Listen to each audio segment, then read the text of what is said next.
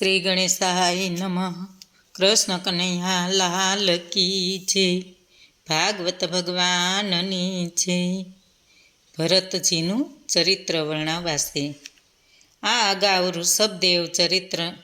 ઋષભદેવ ચરિત્રનું વર્ણન કર્યું. હવે પછી આગળ ઉપર ભરત ચરિત્ર વર્ણવાશે. ભરત રાજાએ રાજ્ય ગ્રહણ કર્યા પછી દીર્ઘકાળ પર્યંત શ્રીહરિનું પૂજન કર્યું ને પ્રારબ્ધ કર્મ પૂર્ણ સમાપ્ત થયા એટલે શ્રીહરિ ક્ષેત્રમાં જઈને પ્રભુ ભજન કર્યું. તે કથા અહીં કહેવામાં આવે છે. સુખદેવજી કહે છે, ઋષભદેવના જ્યેષ્ઠ પુત્ર ભરત પણ ભગવાનના મહાન ભક્ત હતા. ઋષભદેવજીએ પૃથ્વીનું રક્ષણ કરવાને ભરતનો રાજ્યાભિષેક કર્યો. ત્યારે વિશ્વરૂપની પુત્રી પંચજની સાથે તેમના લગ્ન થયા. પંચજનીમાં તેમણે 5 સૂક્ષ્મ ભૂતોને અહંકાર જેમ ઉત્પન્ન કરે છે તેમ પોતાને યોગ્ય એવા 5 પુત્રો ઉત્પન્ન કર્યા. 5 સૂક્ષ્મ ભૂતો શબ્દ, સ્પર્શ, રૂપ, રસ અને ગંધ. ભરતના રાજ્યમાં 5 પુત્રોના નામો હતા: સુમતિ, રાષ્ટ્રભૂત, સુદર્શન, આવરણ ને ધૂમકેતુ. ભરતના રાજ્ય પ્રાપ્ત કરતા પહેલાં એ ખંડ અજનાભ કહેવાતો. તેને લોકો આજે પણ ભારત વર્ષ કહે છે. એ ભરત રાજા મહાજ્ઞાની, સ્વધર્મપાલક, પ્રજાપાલક, યજ્ઞ યાગાદિ કરનાર, અગ્નિહોત્રી, યજ્ઞપુરુષનું ચતુર્હોત્ર યજન કરનાર હતા. ચાતુર્હોત્ર કર્મ હોતા ઉદ્ગાતા અદ્વયુ ને બ્રહ્મા એ 4 ઋત્વિજોથી કરાતું ચાતુર્હોમ કર્મ વિધિ તે ચાતુર્હોત્ર વિધિ કહેવાય. ભરત રાજા તે યજ્ઞોનું જે ક્રિયાફળ તથા કર્મફળ ઉત્પન્ન થતું તેનું પરબ્રહ્મ વાસુદેવ વિશે જ ચિંતવન કરતા હતા. યજ્ઞોનું જે ફળ ઉત્પન્ન થાય છે તે અપૂર્વ કહેવાય છે. અપૂર્વના 2 ભેદ છે. સૂક્ષ્મ સ્વરૂપે જે ફળ તે જ વેળા ઉત્પન્ન થાય તે ક્રિયાફળ, અને જે કાળાંતરે ફળ ઉત્પન્ન કરનાર કર્મશક્તિ રૂપ છે તે ધર્મફળ. ત્યાગથી જ જે ફળ ઉત્પન્ન થાય છે તે પણ શક્તિ દ્વારા સિદ્ધ થાય છે તે સૂક્ષ્મ ફળ કહેવાય છે. ભગવાન વાસુદેવ સર્વ દેવોના પ્રકાશક, વેદ મંત્રોનો વિદ્યાદિ દેવો રૂપ જે અર્થ છે તે સાક્ષાત કર્તા અને પરમ દેવ છે. એવા ભરત રાજા જે વખતે અદ્વયુ યાજ્ઞિકો હાથમાં હોમ દ્રવ્યો લેતા ત્યારે યજ્ઞ ભાગ ભોગવનાર તે સૂર્ય વગેરે દેવોને પણ યજ્ઞ પુરુષ પરમાત્માનું ચિંતન કરતા હતા. કહેવાનું તાત્પર્ય એ કે રાજા ભરત જે કંઈ યજ્ઞ યાજ્ઞાદિ કરતા તે સર્વ ઈશ્વર અર્પણ જ કરતા, અને યજ્ઞમાં જે દેવભાગ અપાતો તે દેવોને ભગવાનના અવયવોમાં જ માનતા હતા. તેમાં તેમની અપૂર્વ ભગવદ ભક્તિ દેખાતી. કર્મ શુદ્ધિને લીધે જેનું મન શુદ્ધ થયું હતું એવા રાજા ભરતને હૃદય આકાશમાં પ્રગટનારા મહાપુરુષ સ્વરૂપની આકૃતિવાળા, શ્રીવત્સ સિંહવાળા, કૌસ્તુભમણી મણિવનમાળા, શંખ ચક્ર ગદા પદ્મધારી તથા મહર્ષિ નારદ જેવા ભક્તોના અંતઃકરણમાં ચિત્રાત્મક રીતે સ્થિર થયેલા પુરુષોત્તમ સ્વરૂપે હૃદયમાં પ્રકાશિત પરબ્રહ્મ વાસુદેવ ભગવાન વિશે સર્વોત્કૃષ્ટ ભક્તિ થઈ હતી. ભરત રાજાએ સેંકડો વર્ષોના અંતે રાજ્ય ભોગના પુણ્યકર્મની સમાપ્તિનો સમય નક્કી કર્યો હતો. તે પ્રમાણે બાપદાદાઓની સઘળી સંપત્તિ પોતાના પુત્રોને વેચી આપી હતી. પછી ભરત પુલહ ઋષિના હરિક્ષેત્ર આશ્રમમાં ચાલ્યા ગયા. એ ક્ષેત્રમાં આવતા વિદ્યાકુંડમાં ભગવાન શ્રીહરિ હજી પણ ત્યાંના પોતાના ભક્તો પરના પ્રેમથી તેમની ઈચ્છા અનુસાર પ્રત્યક્ષ દર્શન આપે છે. જ્યાંના આશ્રમ સ્થાનોને શિલાઓની વચ્ચેના ચક્રો શાલિગ્રામો વડે નદીઓમાં શ્રેષ્ઠ ચક્ર નદી ગંડકી સર્વભૂત પવિત્ર કરે છે. તે પુલહ આશ્રમના વનમાં ભરતજી પુષ્પો, તુલસી, જળ, પૂજા સાહિત્યથી ભગવાનની પૂજા કરતા. ભરતે વિષયો છોડ્યા હોવાથી તેમનો ઉપશમ વધ્યો હતો. ભગવાનમાં અતિશય પ્રેમને કારણે ભરતનું હૃદય પીગળી જતું. દેહ પર રોમાંચ પ્રગટતા હર્ષાશ્રુ વહેતા હતા. ભક્તિ યોગ બુદ્ધિ પામવાથી ભગવાનનું પૂજન કરવાનું તેમને શાન ભાન પણ રહેતું નહીં. સૂર્યોદય વેળા સૂર્યનારાયણની સામે ઊભા રહીને સૂર્ય અધિષ્ઠતા ભગવાન હિરણ્યની ઋચા વડે સ્તુતિ કરતા. પ્રકૃતિથી પર શુદ્ધ સત્વગુણમય શ્રી સૂર્યદેવનું તેમજ તેજ કર્મફળ આપનાર છે. કેમ કે માત્ર મનથી જ જગત સર્જ્યું છે. તેમાં અંતર્યામી રૂપે પ્રવેશ કરીને તૃષ્ણાવાળા જીવનું સ્વચેતન શક્તિથી જે પાલન કરે છે તે સૂર્યનારાયણના તેજને શરણે અમે જઈએ છીએ. શ્રી શુક ઉવાસ. શ્રી વિષ્ણુ ભગવાનનું ભજન કીર્તન કરતા ભરત પૂર્વ કર્મના અંતરાએ એક મૃગલાની રક્ષા કરવાની આસક્ત થાય છે અને તેને કારણે અંતે તેમને મૃગપણું મળે છે. એ માટેની કથા હવે કહેવામાં આવશે. શ્રી સુખદેવજી કહે, એક દિવસની વાત છે. પ્રાતક્રિયા કર્યા બાદ મહાનદી ગંડકીમાં સ્નાન સંધ્યા વગેરે નિત્ય કર્મ કરીને ભરત અક્ષર બ્રહ્મ ઓમકારનો જપ કરતા આખો દિવસ બેઠા હતા. તે વેળા હે પરીક્ષિત રાજા, એક મૃગલી તુષા સિપાવાને નદી કાંઠે આવી હતી. ત્યારે એકાએક સિંહની ભયંકર ગર્જના સંભળાઈ. આથી મૃગલી ગભરાઈ ધ્રુજી ઉઠી. તેણે હજી જળ પીધું નહોતું. ભયની મારી મૃગલી હિંમતભેર નદી કૂદી ઓળંગી ગઈ. તે ગર્ભવતી હતી. અતિ ભયને કારણે તેનો ગર્ભ ગળી પડ્યો ને નદીના પ્રવાહમાં પડ્યો. સિંહનો ભય હોય તે પર્વતની ગુફામાં દોડી ગઈ. ત્યાં તે તરત મૃત્યુ પામી. પેલી મૃગલીનું બચ્ચું જળ પ્રવાહમાં તણાવા લાગ્યું. તેને ટોળાથી વિખૂટું પડેલું જોઈને આ બાપડા બચ્ચાની મા તો મરી ગઈ. દયાથી ભરતે તેને વહાલપૂર્વક ઉંચકી લીધું અને પોતાના આશ્રમમાં લઈ આવ્યા.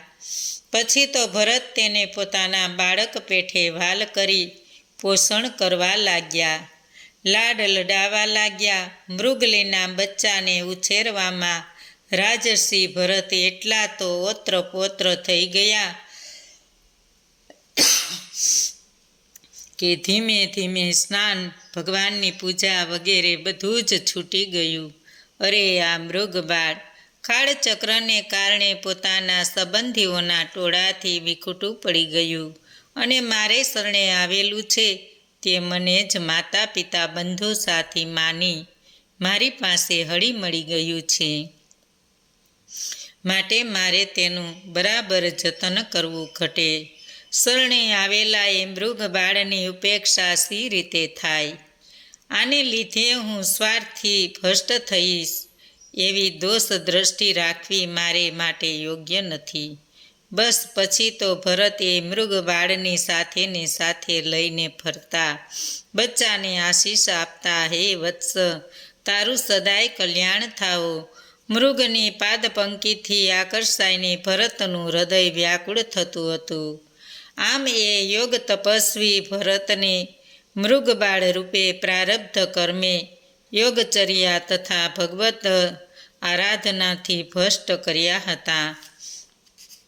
જેમણે રાજ્ય પુત્રો સગાવાલા સર્વને તજ્યા હતા તે ભરતને વિજાતીય મૃગબાળ પણ પર સાક્ષાત પુત્ર સમ આસક્તિ કેમ થઈ? મૃગના એ બચ્ચાના લાલન પાલનમાં વર્ષો વીતી ગયા ને ભરતનો મૃત્યુકાળ આવ્યો. પાસે બેઠેલું મૃગબાળ ભરતને જોઈને શોકના આંસુ સારતું હતું. ભરતને મૃગના બચ્ચામાં આસક્તિ રહેલી હતી. અંતે મૃત્યુ પામીને ભરત મૃગ થયા. તેમની પૂર્વજન્મની સ્મૃતિ નાશ પામી નહોતી. ભગવદ્ ભક્તિથી તેમની પૂર્વજન્મનું સ્મરણ રહ્યું. પૂર્વજન્મનું સ્મરણ થતાં જ તેઓ સંતાપ કરવા લાગ્યા. અરે, હું તો યોગ માર્ગથી ભ્રષ્ટ થયો છું. સર્વસ્વને ત્યાગીને હું એકાંત હરિક્ષેત્રમાં આવ્યો હતો. વાસુદેવ ભગવાનમાં મારું મન નિશ્ચય થયેલું હતું. છતાં મેં મૃગબાળમાં મારું અજ્ઞાનીનું મન ઢળી પડ્યું હતું. પછી મૃતદેહધારી ભરત માતા મૃગલીને તજીને જ્યાં મૃગ તરીકે જન્મ્યા હતા તે કાલંજર પર્વતમાંથી પાછા તે પુલસ્ત્ય આશ્રમ હરિક્ષેત્રમાં ચાલ્યા ગયા. ત્યાં તે પોતાના મૃત્યુની રાહ જોતા હતા. મૃગરૂપ થવાના નિમિત્તરૂપ કર્મના અંતની રાહ જોતા હતા.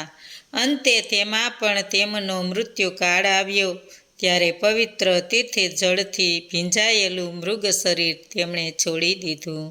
શ્રી શુક ઉવાસ. ભરતજીને જળ બ્રાહ્મણપણું પ્રાપ્ત થયું ત્યારે ભદ્રકાલીના પશુબલિ તરીકે તેમને લઈ જવાયા હતા. છતાં પણ રાગાદી નહીં હોય તે તો નિર્વિકાર જ રહ્યા. એ વિશે હવે અહીં કહેવાશે. સુખદેવજી કહે, પછી કોઈ એક ઉત્તમ બ્રાહ્મણ અર્થાત યોગભ્રષ્ટ પુરુષ પવિત્ર શ્રીમંતને ઘેર જન્મે છે. યા તો પ્રજ્ઞાવાન યોગીઓના કુળમાં ઉત્પન્ન થાય છે. આવો જન્મ દુર્લભ છે અને એ જન્મના યોગભ્રષ્ટને પોતાના પૂર્વજન્મનો બુદ્ધિયોગ પ્રાપ્ત થાય છે. જેને લીધે તે યોગભ્રષ્ટ પુરુષ પુનઃ મોક્ષ માટે પ્રયાસ કરે છે. પૂર્વકાળના અભ્યાસને કારણે યોગ સિદ્ધિ તરફ જ આકર્ષાય છે. આ ગીતા વચન છે. ઉત્તમ બ્રાહ્મણ કે જે આગીરસ ગોત્રીઓમાં શ્રેયને સમ એટલે ઇન્દ્રિય નિગ્રહ, ધમ એટલે બાહ્ય નિગ્રહોનો નિગ્રહ, તપ વેદ અધ્યયન ત્યાગ એટલે અતિથિઓને દાન કરવું, સંતોષ સહનશીલતા કર્માવિધિ, મમતા અસૂયા રહિત એટલે બીજા પર દોષારોપણ નહીં કરવું, આત્મજ્ઞાન એટલે દેહાદિથી ભિન્ન ભોગતા આત્મા છે. એ જ્ઞાન તથા ધર્મ સંપત્તિનો આનંદ વગેરે ગુણોયુક્ત હતા. તેને પોતાની સ્ત્રીમાં પોતાના જેવા જ શીલ આચાર રૂપ તથા ઉદાર 9 પુત્રો થયા હતા. નાની સ્ત્રીમાં કન્યા અને પુત્ર એમ જોડકું જન્મ્યું હતું. તેમાંનો પુત્ર ભગવાનનો પરમ ભક્ત અને રાજસીઓમાં શ્રેષ્ઠ એવા ભરત હતા કે જે પૂર્વજન્મનો મૃગદેહ ત્યજી બ્રાહ્મણ તરીકે જન્મ્યા હતા. ભરત સ્વજનોના સંગથી ઘણું કંટાળતા જેમનું શ્રવણ સ્મરણ અને ગુણ કીર્તન કર્મ બંધનનો નાશ કરનાર છે તે પ્રભુનું ધ્યાન ધરતા હતા. ઈશ્વર કૃપાથી તેમને પૂર્વજન્મનું સ્મરણ રહ્યું હતું. તેથી બીજી વાર આત્માને બીજી યોનિમાં અવતરવું રખે પડે એવી શંકાથી ભરત પોતે તો જાણે પાગલ અંધ બહેરા જડ છે એવું બધાને બતાવતા હતા. પેલા ઉત્તમ બાળક કે જેમણે પુત્ર પરના પ્રેમને કારણે આ પુત્ર તો જડ છે તેથી ગૃહસ્થ આશ્રમને લાયક નથી એમ માનીને સમાવર્તન એટલે ગુરુને ઘેર અભ્યાસ કરીને સ્વગૃહે પાછું આવવું સુધીના બધા સંસ્કારો અપનાવવાની શરૂઆત કરી.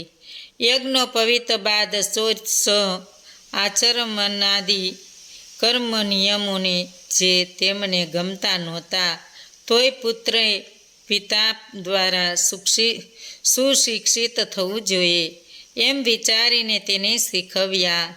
જડ ભરત પણ પિતા પોતાના ભણાવતા અટકે તે હેતુથી પિતા સમક્ષ અયોગ્ય વર્તાવ કરવા લાગ્યા.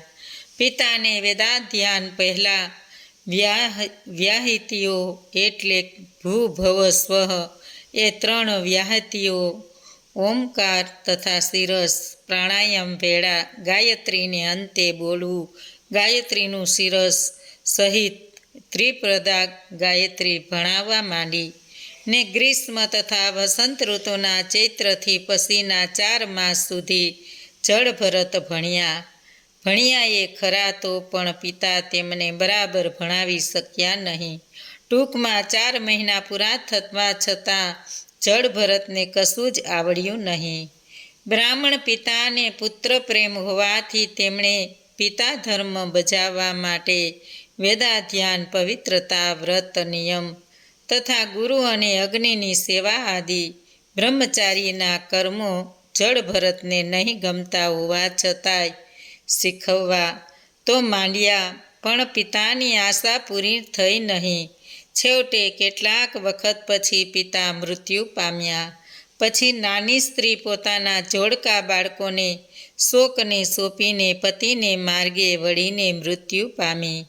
પિતા મૃત્યુ પામ્યા. જળ ભરતના 9 ભાઈઓ ભરતનો સાચો પ્રભાવ પામી શક્યા નહોતા. વેદ વિદ્યા ભણેલા હોય તેઓ આત્મવિદ્યા સમજતા નહોતા. તેથી તેમને ભરતને આ તો જળ બુદ્ધિવાળો છે એમ ગણીને તેને કોઈ પણ પ્રકારનું શિક્ષણ આપવાનો આગ્રહ છોડ્યો. ભરત પણ જ્યારે કોઈ અજ્ઞાનીઓ પાગલ, જડ, બેરો કહેતા ત્યારે તેમને તેવો જ ઉત્તર વાળતા હતા. બીજાઓ સોંપેલી મજૂરી કરીને જે કંઈ થોડું ઘણું સારું નરસું ખાવાનું મળતું તે માગીને ખાતા. તે પોતાને માટે કંઈ જ કરતા નહોતા, કારણ કે તેમને હું આનંદ સ્વરૂપ આત્મા છું એવું આત્મજ્ઞાન પ્રાપ્ત થયેલું હતું. તે સુખ યા દુઃખમાં દેહ અભિમાન કરતા નહોતા.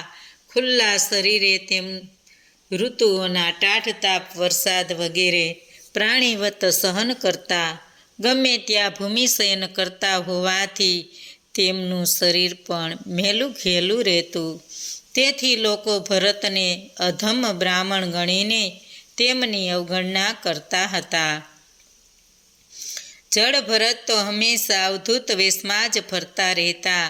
ભાઈઓ તેમની પાસે ખેતીકામ કરાવી બદલામાં સડેલું અનાજ ખવડાવતા હતા.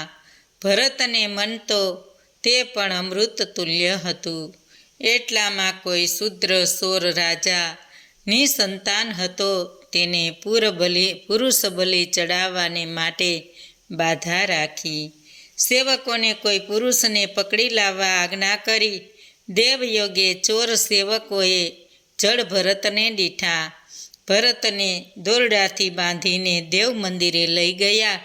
તેને સ્નાન કરાવ્યું, ઘરેણાં વગેરેથી શણગાર્યા, જમાડ્યા ને પછી ભદ્રકાળી દેવી સમક્ષ બેસાડ્યા. એ શુદ્ર ચોર રાજાનો પુરોહિત પુરુષ બલિના રક્તાસવથી દેવી ભદ્રકાલીને તૃપ્ત કરવા તૈયાર થયો હતો. તેણે તીક્ષ્ણ તલવાર હાથમાં લીધી. શાસ્ત્રમાં બ્રાહ્મણ વધ કર્મની આજ્ઞા અપાઈ નહોતી. એટલે દેવી ભદ્રકાળી અતિ દુઃસહ બ્રહ્મ તેજથી બળબડતા શરીરે પ્રતિમાથી સ્વયં બહાર આવ્યા. ક્રોધાવેશથી ભદ્રકાળીની ભૂકુટી ઊંચી ચડી ગયેલી હતી. તેમનાથી અપરાધ સહન નહીં થતા તેમના નેત્રો રાતાચોળ થયેલા હતા. જગતનો વિનાશ કરવાને જાણે તેઓ અટ્ટહાસ્ય કરવા લાગ્યા. તેમણે પેલી પુરોહિતની તીક્ષ્ણ તલવારથી દુષ્ટ ચોરોના મસ્તકો છેદી નાખ્યા. તેમનું ઉષ્ણ લોહીનું પોતાના પરિવાર સહિત પાન કર્યું. પછી દેવી ચોરોના કપાયેલા માથાના દડા વડે મોટેથી ગાવા અને નાચવા લાગ્યા. હે રાજા પરીક્ષિત, ભગવાનના પરમહંસ ભક્તોને પોતાનું મસ્તક કપાવાનો પ્રસંગ આવે ત્યારે કશો ગભરાટ નહીં થાય. તે સ્વાભાવિક જ છે, કારણ કે તેમને દેહની મમતા છૂટી જ ગઈ હોય છે. આમ ભદ્રકાળી દેવીએ જળ ભરતની રક્ષા કરી.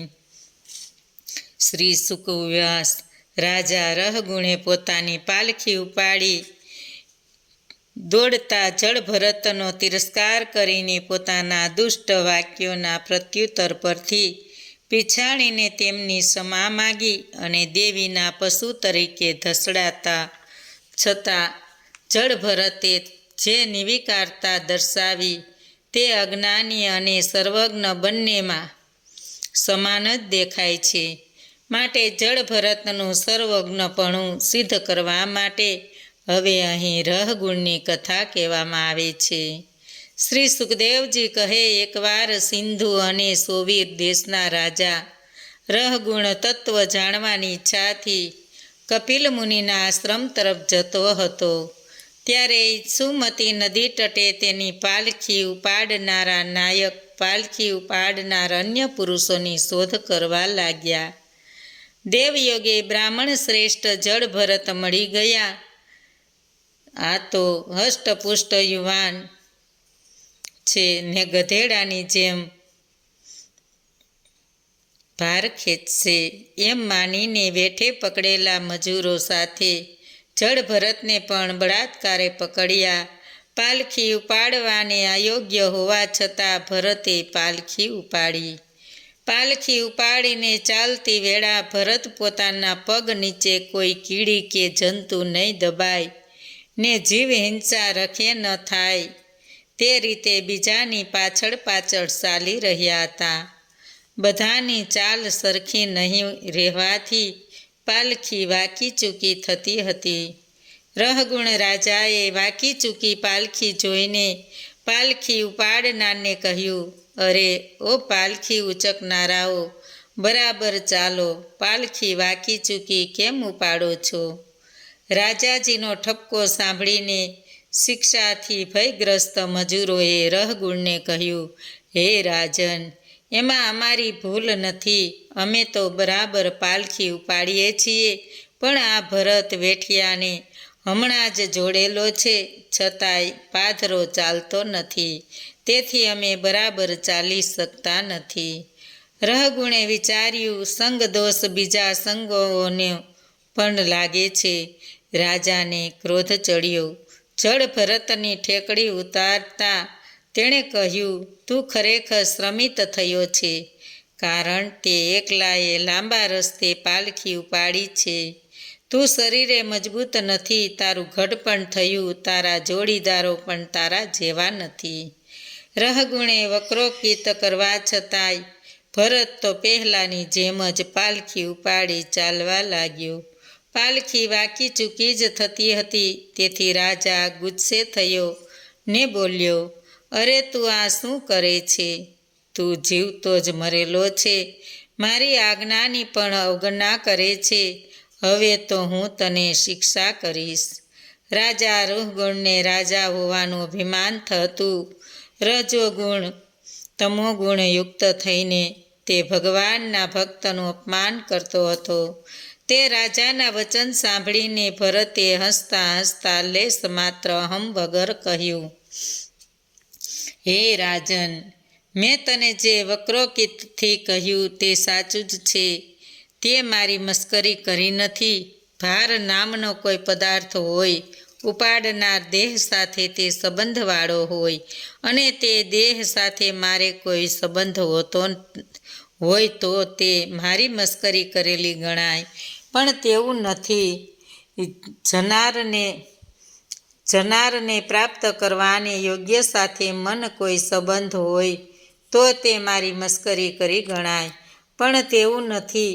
વળી તે કહ્યું કે તું પુષ્ટ નથી, એ પણ સાચું છે, કારણ કે ચેતનને ઉદ્દેશીને તું પુષ્ટ છે એમ જ્ઞાનીઓ કહેતા નથી, પણ મૂર્ખો જ કહે છે.